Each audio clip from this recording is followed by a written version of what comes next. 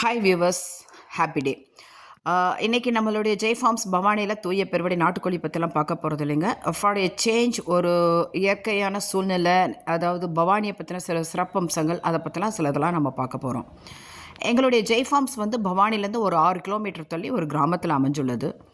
எங்களது வந்து வீடும் பண்ணையும் ஒரு சேர, அதாவது ஒரு ஃபார்ம் ஹவுஸ் கெட்டப்பில் இருக்கும். நிறைய மரங்கள், செடிகள், பூச்செடிகள் அது மாதிரிலாம் சூழ்ந்திருக்கும். நாங்கள் வந்து ஒரு 20 வருஷமாக சென்னையில் செட்டில் ஆகிட்டு, இப்போ இந்த லாக்டவுனுக்கு இங்கே வந்து செட்டில் ஆகி இந்த ஒரு 6 வருஷமாக இந்த கிராமத்து சூழ்நிலையில் வாழ்ந்துட்டுருக்கோம். அதனால் எங்களுக்கு எப்படி ஃபீல் ஆகுது அப்படின்னா, ஒரு சிட்டி லைஃப் அப்படிங்கிறது வந்து ஒரு மாதிரி மிஷினரி லைஃபாக, ஒரு ஸ்ட்ரெஸ்ஃபுல்லாக, ஒரு போரிங்காக இருக்கிற மாதிரியும், இந்த வில்லேஜ் சரௌண்டிங்ஸ் நேச்சுரலோடு இருக்கிறது வந்து ரொம்ப ஒரு மாதிரி பீஸ்ஃபுல்லாக, ஒரு எனர்ஜெட்டிக்காக, ஒரு ரெஃப்ரெஷ்மெண்ட்டாக இருக்கிற மாதிரி எங்களுக்கு ஃபீல் ஆகுது. அதனால் நீங்களாமும் ஒரு அட்லீஸ்ட் ஒரு நாள் 2 நாளைக்கு இந்த மாதிரி லைஃப் ஸ்டைல்லாம் கொஞ்சம் எக்ஸ்ப்ளோர் பண்ணால் நல்லாயிருக்கும். நம்ம வீட்டிலேருந்து வெளில வந்தோன்னே வந்து ஈஸ்ட் சைடு, அதாவது கிழக்கு பக்கமாக பார்த்திங்கன்னா இந்த மலையோட வியூ தெரியும். இதை பற்றி தான் இன்றைக்கி நம்ம பார்க்க போகிறோம். ஸோ நாம் வந்து காலையில் எந்திரிச்சு வந்தோன்னே இந்த மலையெல்லாம் பார்த்துட்டு நம்ம ஒரு சில ஸ்லோகன்லாம் சொல்கிறது வந்து நமக்கு ஒரு மாதிரி ரொம்ப நல்லாயிருக்கும்.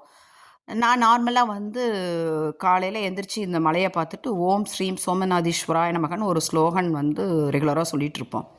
இந்த ஸ்லோகன் வந்து பார்த்திங்கன்னா, ஒரு பிரதோஷ காலத்தில் சிவன், அதாவது பழமை வாய்ந்த சிவன் கோயிலில் வந்து ஒரு 21 முறையோ 108 முறையோ பாராயணம் செய்தால் நம்மளுடைய 7 ஜென்மத்து பாவங்களும் வந்து விலகி போகுங்கிறது ஒரு ஐதீகம். உங்களுக்கு இந்த மாதிரியான ஸ்லோகனை பற்றின சில தகவல்கள்லாம் வேணும் அப்படின்னீங்கன்னா, நம்மளுடைய ஜெய் ஃபார்ம்ஸ் பவானி சேனலை வந்து லைக் பண்ணி ஷேர் பண்ணிவிட்டு சப்ஸ்கிரைப் பண்ணிவிட்டு கமெண்ட் பண்ணுங்கள். நான் அதை வந்து தெளிவாக ஒரு விளக்கமான வீடியோவாக நான் போடுறேன். இந்த மலையை பற்றி நம்ம பார்க்கணும் அப்படின்னீங்கன்னா, இது வந்து நம்ம ஊர் வழக்கப்படி வந்து இதை வந்து நாமெல்லாம் வந்து ஊராட்சி கோட்டை மலை அப்படின்வாங்க. ஆனால் இதுக்கு வந்து இதிகாசப்படி பார்த்திங்கன்னா, இதுக்கு வேதகிரி மலை அப்படிங்கிற பெயரும் உண்டு.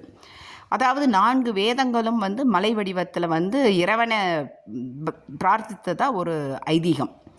இது வந்து காவிரி ஆற்றங்கரையில் நல்ல ஒரு சூழ்நிலையில் அமைஞ்சுள்ளது.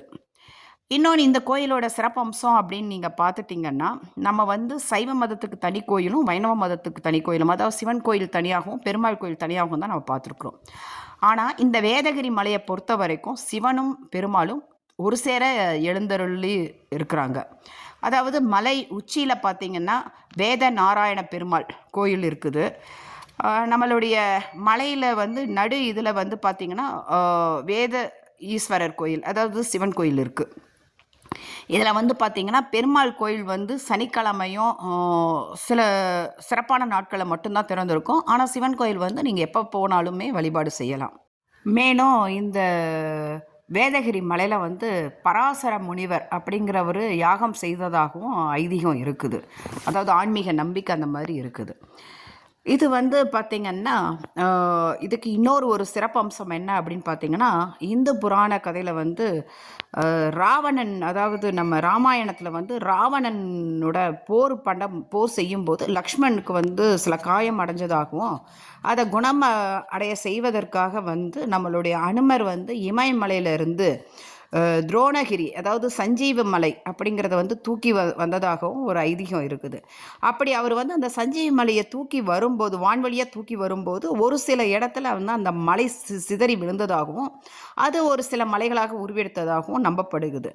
அப்படிப்பட்ட சஞ்சீவ மலையிலிருந்து விழுந்த ஒரு துகள் தான் வேதகிரி மலை அப்படிங்கிறதுக்கும் ஒரு ஐதீக நம்பிக்கை வந்து பாரம்பரியமாக வந்துட்டுருக்குது. அதனால் வந்து இந்த வேதகிரி மலையில் வந்து பார்த்திங்கன்னா பல வகையான அபூர்வ மூலிகைகள்லாம் இருக்கிறதா நம்பப்படுது. இந்த மலை வந்து பார்த்திங்கன்னா ரொம்ப செங்குத்தாக இருக்கும், ஒரு மாதிரி ஜிக்ஸாக் படிக்கட்டாக இருக்கும். ஸோ நம்ம மலை அடிவாரத்தில் வந்து சொக்கநாச்சி அம்மன்ற ஒரு திருக்கோயில் இருக்குது. அங்கே அம்மனை வழிபட்டுட்டு நம்ம ஏற ஆரம்பித்தோம்னா குறைஞ்சபட்சம் ஒரு 40 நிமிஷத்துலேருந்து 1 மணி நேரத்தில் கோயிலை செஞ்சிடலாம். இந்த சொக்கநாச்சி அம்மன் கோயில் வந்து எதுக்கு ரொம்ப சிறப்பம் அப்படின்னு பார்த்துட்டிங்கன்னா, குழந்தை இல்லாதவங்க பெண்மணிகள்லாம் வந்து இந்த அம்மனை வேண்டி குழந்தை பேர் பெற்று அதுக்கப்புறம் வந்து அவர்களுடைய நிவர்த்தி கடன்களை இங்கே வந்து நிறைவேற்றுவாங்க. இந்த கோயில் வந்து பார்த்திங்கன்னா காவிரி ஆற்றங்கரையில் இருக்கிறனால நம்ம அந்த மலை ஏறும் போது பார்த்திங்கன்னா சில இயற்கை சூழ்நிலைகள்லாம் வந்து ரொம்ப ரம்மியமாக இருக்கும். அதாவது எல்லாம் பச்சை பசுமையாக காவிரி டெல்டாங்கிறனால ரொம்ப ரொம்ப நல்லாயிருக்கும். ஸோ நம்ம வந்து இதை வந்து ட்ரெக்கிங் பண்ணுறவங்களுக்கும் ஒரு டிஃப்ரெண்ட் எக்ஸ்பீரியன்ஸாக இருந்துக்கலாம். அல்லது நம்ம ஃபேமிலியோட 1 டே ட்ரிப்பாக வந்து வச்சுட்டிங்கன்னாலும் ரொம்ப நல்லாயிருக்கும். அதுக்கடுத்தது வந்து இந்த மலையேற்றம் அப்படிலாம் வந்து பார்த்திங்கன்னா நம்மளுடைய ஹெல்த்துக்கும் ஒரு கான்ஷியஸாக நம்ம வந்து ஃபிட்டாக இருக்கிறோமா அப்படிங்கிறது நம்மளே செக் பண்ணிக்கிறதுக்கும் ஒரு யூஸ்ஃபுல்லான இதாக இருக்கும். அதே மாதிரி பவானியில் வந்து அடுத்தது வந்து முக்கூடல், அதாவது வந்து கூடுதுறை சங்கமேஸ்வரர் கோயிலில் ரொம்ப சிறப்பம்சமாக இருக்குது. உங்களுக்கு வந்து இந்த மாதிரி பவானியை பற்றின சில தகவல்கள்லாம் தெரிஞ்சுக்கணும், அதாவது எங்களுடைய உணவு பழக்க வழக்கங்கள், நடைமுறை வழக்கங்கள், அந்த மாதிரி வந்து மன்னாரியம்மன் கோயில் இங்கே ரொம்ப ஃபேமஸ், பவானி சாகர், கொடிவேரி, இந்த மாதிரிலாம் ரொம்ப ஃபேமஸான ஸ்தலங்கள்லாம் இருக்குது. உங்களுக்கு இதை பற்றின அறிஞ்சுக்கணுன்னு ரொம்ப இன்ட்ரெஸ்டாக இருக்கிறீங்க அப்படின்னா இந்த ஜெய்ஃபார்ம்ஸ் பவானி சேனலை வந்து லைக் பண்ணி ஷேர் பண்ணிவிட்டு சப்ஸ்கிரைப் பண்ணுங்கள். மேலும் நீங்கள் வந்து கமெண்ட் பண்ணுங்கள், உங்களுக்கு இந்த மாதிரியான தகவல்கள் வேணும்னாலும், அல்லது தூய பெருவிடை நாட்டுக்கோழி சிக்ஸை பற்றினோ கோழி பண்ணையை பற்றினோ ஏதாவது டவுட்ஸ் இருக்குது, அல்லது ஏதாவது தகவல் தெரிஞ்சுக்கணுன்னா நீங்கள் எப்போ வேணாலும் எங்களை வந்து இதில் இருக்க நம்பருக்கு நீங்கள் காண்டாக்ட் பண்ணலாம். மேலும் இதுவரைக்கும் நீங்கள் கொடுத்த மிகப்பெரிய ஆதரவுக்கும் சப்போர்ட்டுக்கும் இனிமேல் கொடுக்க போகிற ஆதரவுக்கும் மிகப்பெரிய நன்றி. தேங்க்யூ.